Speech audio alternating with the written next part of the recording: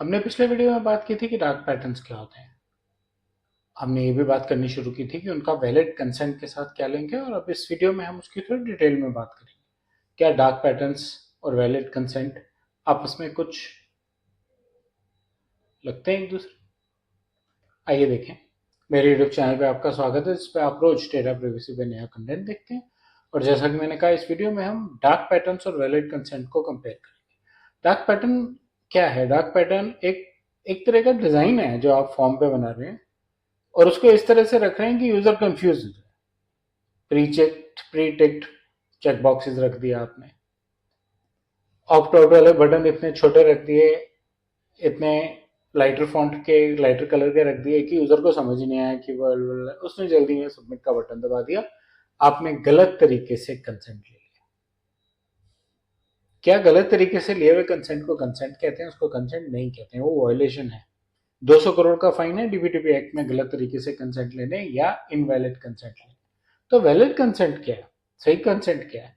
जिसमें आपने यूजर को ठीक से इन्फॉर्म किया, उसको पूरा एक्सप्लेन किया है क्या पर्पज है जिसके लिए कंसेंट चाहिए, क्या करेंगे हम उसके डेटा का। डीबीडीबी एक्ट तो कहता है कि आपको जो भी डेटा फील्ड चाहिए वो क्यों चाहिए और कैसे प्रोसेस करेंगे लिखिए, फिर कंसेंट मांगिए।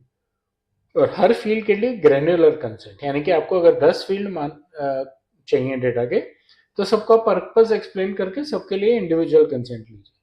कंसेंट फ्रीली दिया हुआ होना चाहिए, गलती से दिया हुआ नहीं होना चाहिए, ट्रिकी फॉर्म बना के लिया हुआ नहीं होना चाहिए, यूजर की चॉइस से होना चाहिए। यूजर को लगे कि उसका डेटा जो है वो उसकी मर्जी से प्रोसेस हो रहा है, उसके तरीके से प्रोसेस हो रहा है। और ये डेटा प्राइवेसी का एक कोर प्रिंसिपल है। क्या डिटेल्स हैं इस कोर प्रिंसिपल की? It should be clear and affirmative.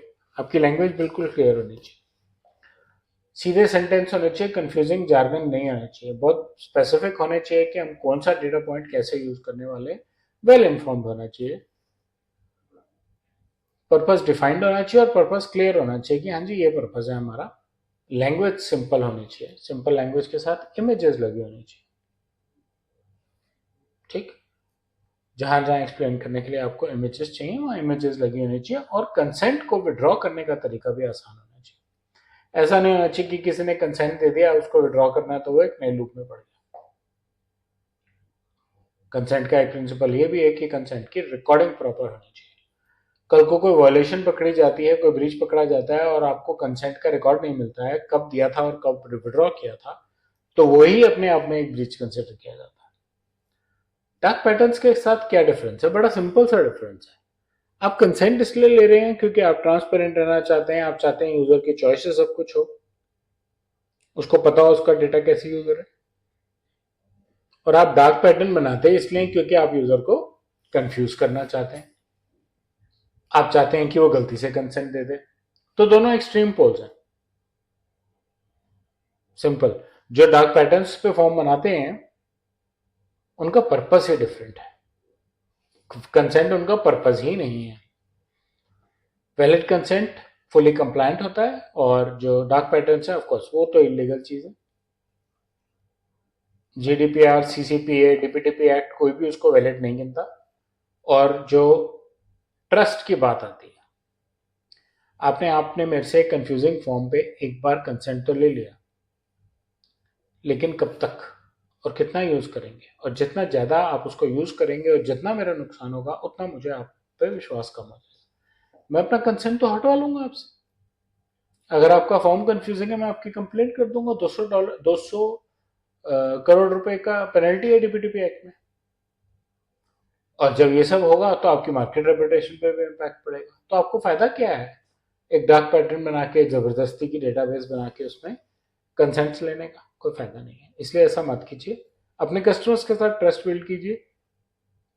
एक proper, granular, purpose clear, free, informed consent form बनाइए। कंसेंट फॉर्म और डार्क पैटर्न्स पे सिर्फ इतना ही। ये ध्यान रखिएगा कि बिजनेस करते हुए रिलेशनशिप्स बनाना ज़्यादा इंपॉर्टेंट है। ट्रिक्स करके शॉर्ट टर्म बिजनेस करना उतना इंपॉर्टेंट नहीं है, क्योंकि शॉर्ट टर्म बिजनेस फिर शॉर्ट टर्म ही रह जाएगा। मुझे उम्मीद है आपको ये वीडियो अच्छा लगा होगा। अगर अच्छा लगा है तो बेल लाइक आइकन दबाएं, मेरे चैनल से सब्सक्राइब करें और अपना फीडबैक कमेंट सेक्शन में शेयर करें। धन्यवाद।